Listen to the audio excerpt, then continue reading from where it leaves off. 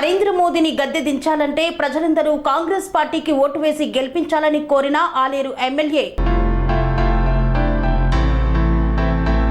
రాహుల్ గాంధీని ప్రధానమంత్రి చేయడమే లక్ష్యంగా పనిచేద్దామని ప్రభుత్వ విప్ ఆలేరు ఎమ్మెల్యే బిర్లా ఐలయ్య పిలుపునిచ్చారు. కేంద్రంలో నరేంద్ర మోదీ పాలనను గద్దె దించాలంటే ప్రజలంతా కాంగ్రెస్ పార్టీ చేయి గుర్తుకు ఓటు వేయాలని, చామల కిరణ్ కుమార్ రెడ్డిని అత్యధిక మెజార్టీ ఇచ్చి గెలిపించాలని ప్రభుత్వ విప్ ఆలేరు ఎమ్మెల్యే బిర్లా ఐలయ్య కోరారు. యాదాద్రి భువనగిరి జిల్లా ఆలేరు నియోజకవర్గంలోని బొమ్మల రామారం మండలం, తుర్కపల్లి, రాజపేట మండలాలలో బూత్ స్థాయి ముఖ్య నాయకుల సమావేశాన్ని నిర్వహించారు. ఈ సమావేశానికి ప్రభుత్వ విప్ ఆలేరు ఎమ్మెల్యే బిర్లా ఐలయ్య ముఖ్య అతిథిగా హాజరయ్యారు. ఈ కార్యక్రమంలో తుర్కపల్లి మండలం, రాజాపేట మండలాల నుండి పెద్ద ఎత్తున కాంగ్రెస్ పార్టీలోకి చేరారు. ఈ సందర్భంగా బిర్లా ఐలయ్య వారికి పార్టీ కండువా కప్పి పార్టీలోకి ఆహ్వానించారు. తుర్కపల్లి మండలంలోని కొండాపూర్ తాజా మాజీ సర్పంచ్ మల్లేష్, వీరారెడ్డిపల్లి తాజా మాజీ ఉప sarpanch Gopi Manohar Reddy, Bommala Ramaram single window vice chairman Enugu Kondal Reddy, Pallepadu గ్రామానికి చెందిన పత్తాపురం మహేందర్, సంపత్, తిరుమలేష్ తదితరులు కాంగ్రెస్ పార్టీలో చేరారు. సుమారు 2-3 నెలల నుంచి బాగా కష్టపడి కాంగ్రెస్ పార్టీ వస్తేనే అభివృద్ధి అవుతున్న ఉద్దేశంతో గత 10 సంవత్సరాల గడిల పాలన బద్దలు కొట్టి ప్రజాపాలన తేవడంలో మీ అందరూ సైనికులుగా పనిచేశారు. కాబట్టి మరొకసారి మీ అందరూ నా శిరస్సు వచ్చి నమస్కారం తెలియజేస్తున్నాను. నిజానికి ఆలేరు చరిత్ర తిరగరాసింది. ఒక బీసీ బిడ్డగా మీ అందరి మమ్మలతోటి, మీ అందరి సహాయ సహకారంతో గతంలో ఆలయంలో రానటువంటి మెజార్టీ వచ్చిందంటే దానికి కారణం మీరందరూ.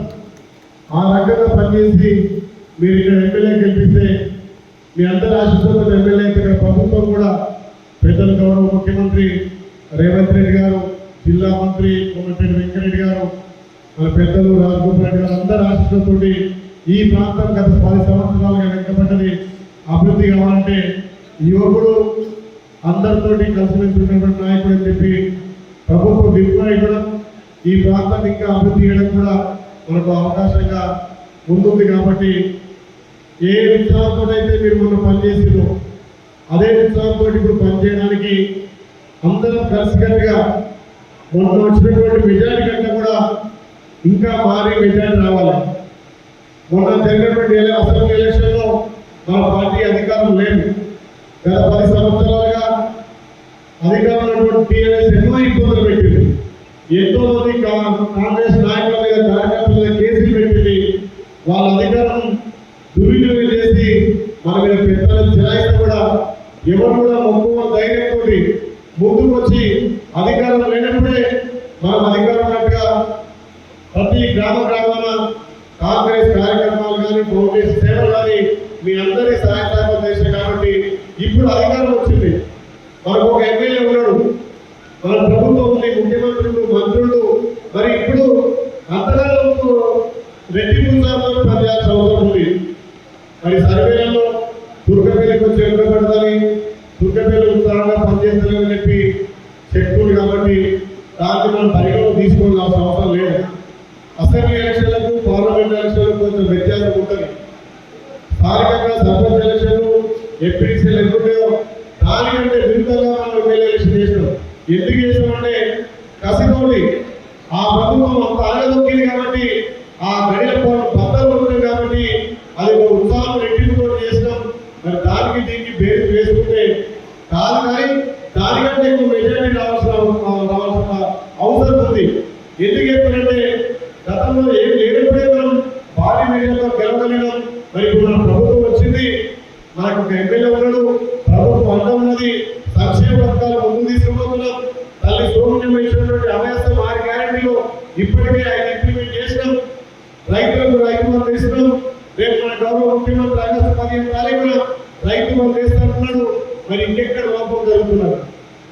మరి రాణించబడిన మీకు లోపం జరుగుతున్నదా? లేకపోతే మీరు ఉత్సాహం ఎందుకు సరిపోయింది? మరి ఇక్కడ ఎందుకు పార్టీ వీక్ అయిందని చెప్పి తప్పకుండా చెప్తున్నారు. పార్టీ వీక్ ఏం కాలే, కానీ ఆ ఎలక్షన్లకు ఈ ఎలక్షన్లకు కొంత వ్యత్యాసం ఉంది. దాన్ని తక్కువైనట్టున్నది, ఎక్కడ తప్పలేదు. మీ అందరి సహాయ సహకారంతో మొన్న ఏదైతే 50,000 మెజార్టీ వచ్చిందో 1,00,000 మెజార్టీ ఖచ్చితంగా వస్తుంది. పార్టీల నుంచి కూడా ఇలా కాంగ్రెస్ లో చేరుతున్నాయి. ఇక్కడ టీఆర్ఎస్ దుకాణం బంద్ అయింది. మరి ఏమన్నా బీజేపీ అంటున్నారు. బీజేపీ వాళ్ళకి అసలు గ్రామాలలో గ్రామ శాఖలు లేవు. అట్లనే మనం వాళ్ళకి ఇబ్బంది వాళ్ళు అనాల్సిన అవసరం లేదు. మన పార్టీ అధికారంలోకి వచ్చిన మన ప్రభుత్వం ఉంది. ఇవాళ ఇక్కడ చేపల పీడన చేసే ప్రతి ఓటు రాహుల్ గాంధీ గారిని ప్రధాని చేసుకున్న ఓటు. మరి రాహుల్ గాంధీ గారి కుటుంబం అంటే మీ అందరూ తెలుసు, త్యాగాల కుటుంబం, భారతదేశానికి స్వతంత్రం ఇచ్చిన కుటుంబం, తెలంగాణ ఇచ్చిన కుటుంబం.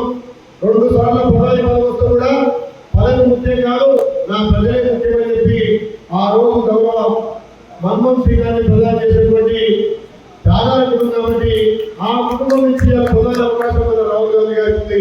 మరి మనం చేసే కేంద్రంలో చేసే ఓటు రాహుల్ గాంధీ గారిని ప్రధాని చేస్తుందని చెప్పి మనం మన తెలంగాణలో మన ఆరోగ్యంలో ప్రకూడంలో ప్రతి తండాలో చెప్పాల్సిన అవసరం ఉంది. ముఖ్యంగా మీరు ఆలోచన చేయాలి. మొన్ననే జరిగినటువంటి ఎలక్షన్లో ప్రతి బూత్లో నాకు తెలుసు మెజార్టీ ఇచ్చారు. మరి ఇప్పుడు కూడా అంతకంత రేపు రెట్టింపు ఇవ్వాలి. ఇలా అనుకున్నట్టు మన ప్రభుత్వం ఉంది, మనం సపరేట్ కాదు. మీరు ఒక ఆలోచన చేయాలి. మొన్న జరిగినటువంటి ఎంపీ ఎలక్షన్లో అధికారం లేకున్నా, ఎమ్మెల్యే లేకున్నా మీరందరూ సైనికులుగా పనిచేసి ఇలా మన ఎంపీ కోమటిరెడ్డి వెంకటరెడ్డి గారు గెలిపించుకున్నాం. దాన్ని పూర్తిగా తీసుకోవాలి.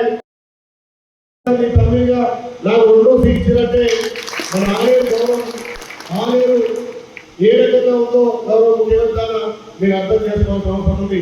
మరి అలాంటి గౌరవాన్ని కాపాడుకోవాల్సిన అవసరం ఉంది. ఇవాళ ఎంపీ అభ్యర్థి చామల కిరణ్ గారు ముఖ్యమంత్రికి అత్యంత సన్నిహితుడు.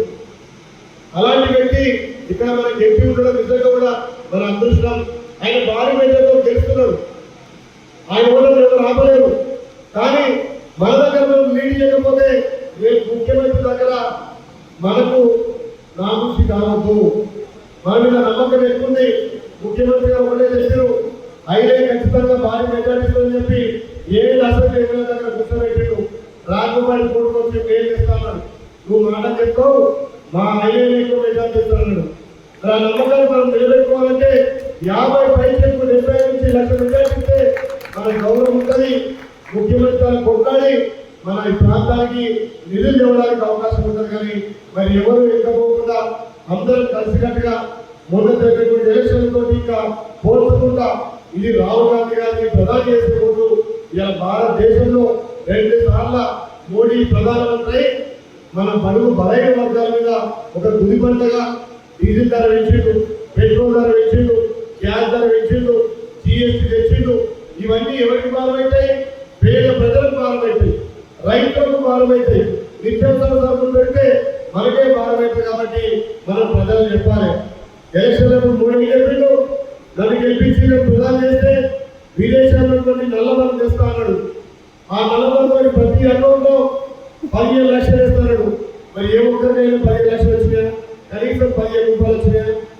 ఇలాంటి అబద్ధాలు మన 2 సార్లు ఈ 10 సంవత్సరాలుగా 300 పైసలు సీట్లు వచ్చి ప్రధాని అయ్యిండు.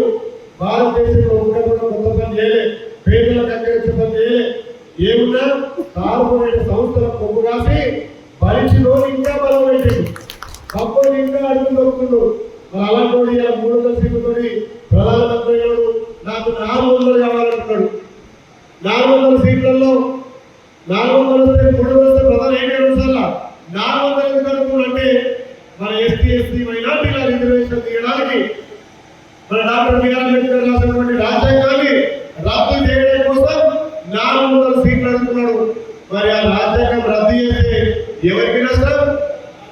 ఎవరికి నష్టం?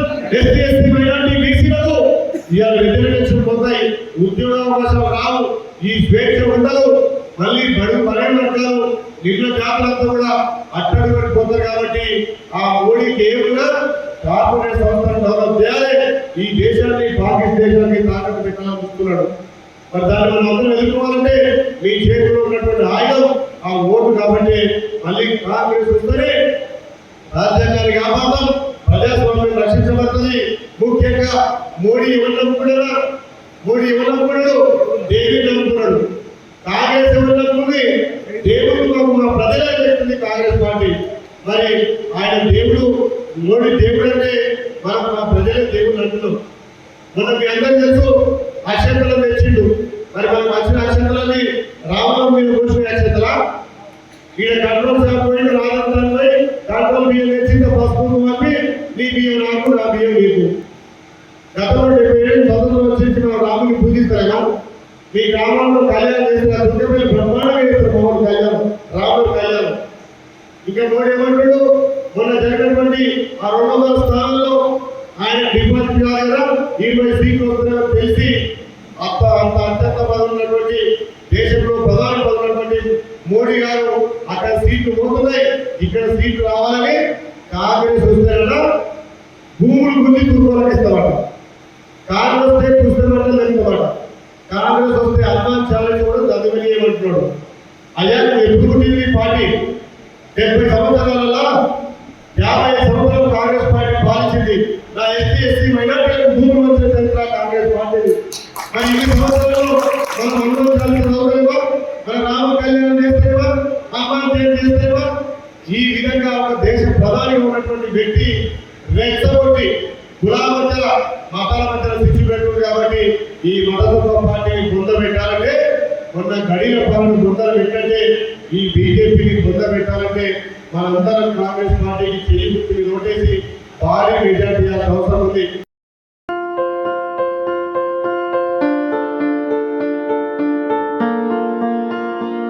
సంస్కృతి సంప్రదాయం ప్రేమ ఆప్యాయత రాజసం ఉట్టిపడే వేడుకలకు అనువైన ప్రదేశం MLN కన్వెన్షన్ హాల్. కని విని ఎరుగని రీతిలో జరిగే మీ ఇంటి కళ్యాణ వైభోగానికి అందమైన కళ్యాణ వేదిక MLN convention hall. MLN convention hall ప్రత్యేకతలు: సువిశాలమైన wedding halls, centralise AC, banquet hall మరియు విశాలమైన డైనింగ్ హాల్. వధువరుల కోసం ప్రత్యేక AC మరియు నాన్ AC గదులు. నక్షత్రాల వెలుగులో పచ్చని పచ్చికపై పార్టీల కోసం అనువైన గార్డెన్. MLN కన్వెన్షన్ లో CCTV పర్యవేక్షణతో పూర్తి భద్రత. ఎక్స్పీరియన్స్ అండ్ ప్రొఫెషనల్ వర్కర్స్ గల అన్నపూర్ణ గ్రూప్ వారి సేవలు. 2000 వాహనాలు పార్కు చేసేందుకు సువిశాల పార్కింగ్ సౌకర్యం. మీ ఇంట జరిగే అన్ని శుభకార్యాలకు, పెళ్లి, reception, engagement, birthdays, get together, corporate events, ఏ ఇతర శుభకార్యాలకైనా అందమైన వేదిక MLN కన్వెన్షన్ హాల్. బుకింగ్ కోసం సంప్రదించండి 7550438888 మరియు 7550428888. మా అడ్రస్ చీర్యాల లక్ష్మీ నరసింహస్వామి దేవాలయం ప్రక్కన near outer ring road, Keesara junction, Cheeryal గ్రామం, మేడ్చల్ జిల్లా.